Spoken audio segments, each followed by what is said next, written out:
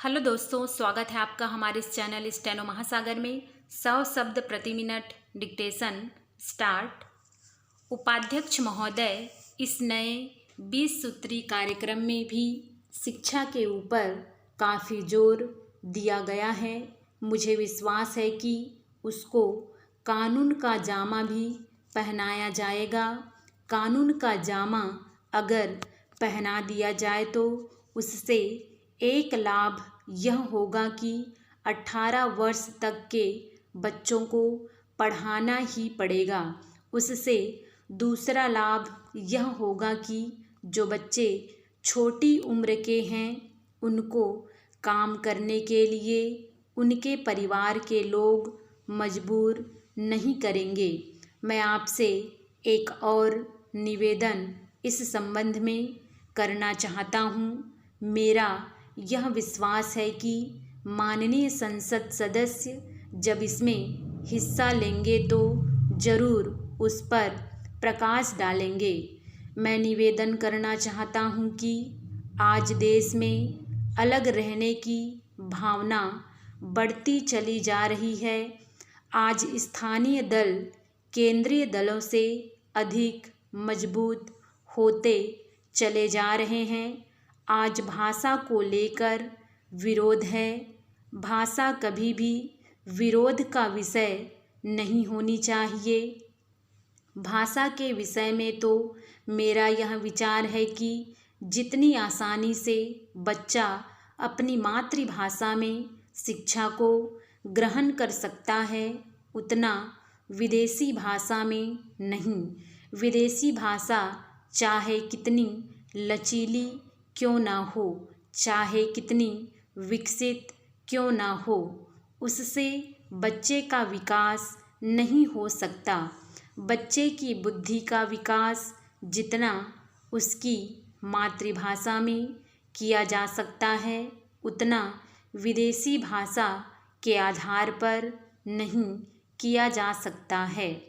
मेरी यह भी प्रार्थना है कि इस देश में विदेशी भाषाओं को प्रोत्साहन मिले। महात्मा गांधी जी ने यह कहा था कि मैं नहीं चाहूँगा कि मेरा देश एक कोठी बनकर रह जाए। महात्मा गांधी चाहते थे कि सभी प्रगतिशील राष्ट्रों के साथ मिलजुल कर हम चलें। मैं इस विचार का समर्थक हूँ। मैं किसी भाषा का विरोधी नहीं हूँ, लेकिन मातृभाषा में जितनी तेज़ी के साथ, जितनी मजबूती के साथ बच्चे की बुद्धि का विकास हो सकता है उतना अंग्रेजी से नहीं हो सकता। तमिल भाषा के बच्चे की बुद्धि हिंदी या अंग्रेजी से नहीं बढ़ सकती। इसी तरह से मराठी और बंगला भाषा का है। इन तमाम भाषाओं में ऊंची से ऊंची शिक्षा बच्चे को मिल सके, इस तरह की व्यवस्था भी आज हमें करनी होगी।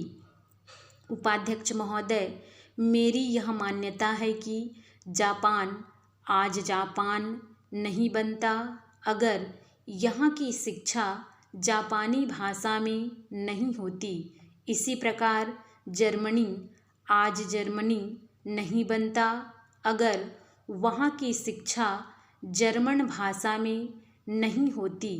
मेरा यह विश्वास है कि रूस आज रूस नहीं बनता अगर वहाँ रूसी भाषा में शिक्षा नहीं होती।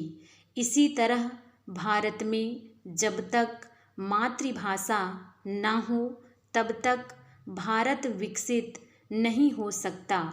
उसके बच्चों की बुद्धि का विकास करके उसको आगे नहीं खड़ा किया जा सकता तब तक कि यहाँ के बच्चों की शिक्षा उनकी मातृभाषा के जरिए ना हो।